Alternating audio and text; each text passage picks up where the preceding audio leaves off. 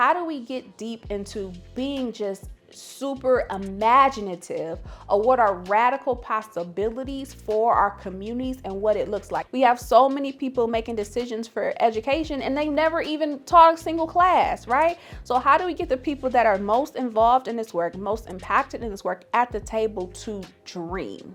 Like, before we get to policy, before we get to best practices, like, let's pause and let's just dream a little bit, and creating and cultivating spaces for dreaming and joy, so then we can get to the thing of justice in education.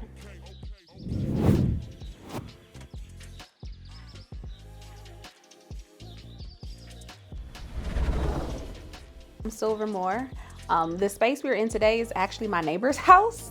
We're community for real over here. On this block is where home base for my family's nonprofit, SDM2 Project Education.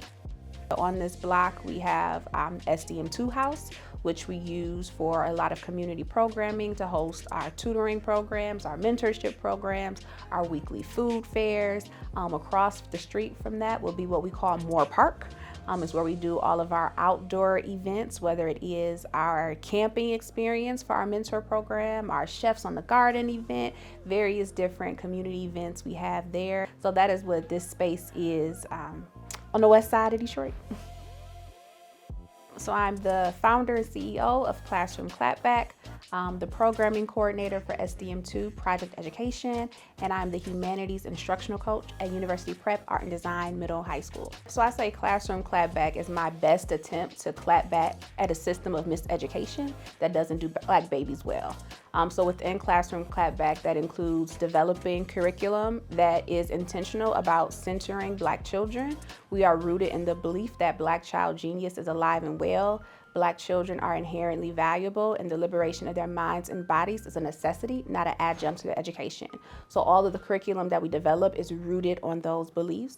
We also do professional development and training for educators to be able to do culturally responsive work. It's great to have the curriculum, but then how do we support educators in being able to implement that curriculum so that we can create better spaces for Black children to really be able to thrive, not only academically, but to be whole and to be well and to be seen as valuable in the learning that they're doing every day.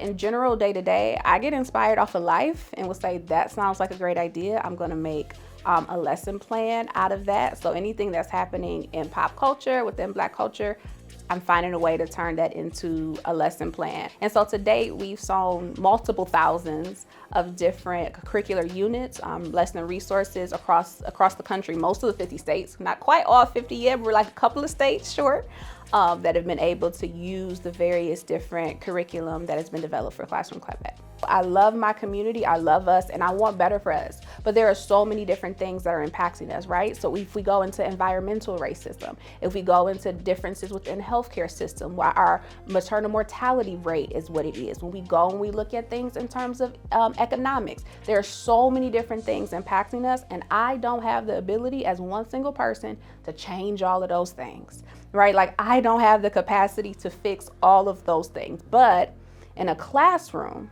I have the opportunity to educate children that will be able to go out in all of those different sectors for all of those different forms of oppression that intersect upon their lives and our lives.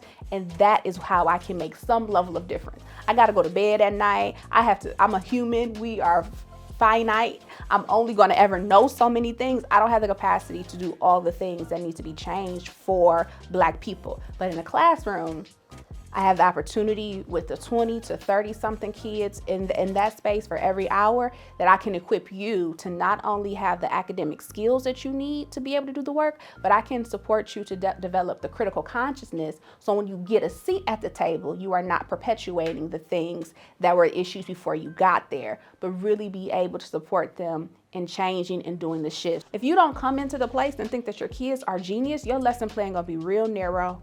It's gonna be real small. The opportunities you put in front of your students will be far less than what they inherently deserve as people, right? Like, we need to create humanizing experiences for our students. So go as big as you can every single day. Ensure that there is fun every single day. And rigor. Rigor and fun should not be separated. There should be joy in your classrooms at all times. There should be opportunities for them to be thinkers, to be critical reasoners, to be critical writers, to be critical readers, right? Like to do this very, very tough work and this big work and have joy in it. Because when you realize you're able to see your genius and experience your genius and be celebrated in your genius, that work comes a lot easier to you.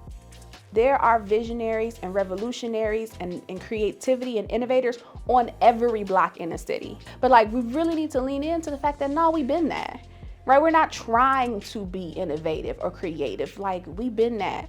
Our mama's been that, our grandmama's been that. When they came from our great migration up here, like we always been on that, right? Like, and so making sure that we continue to live out that spirit.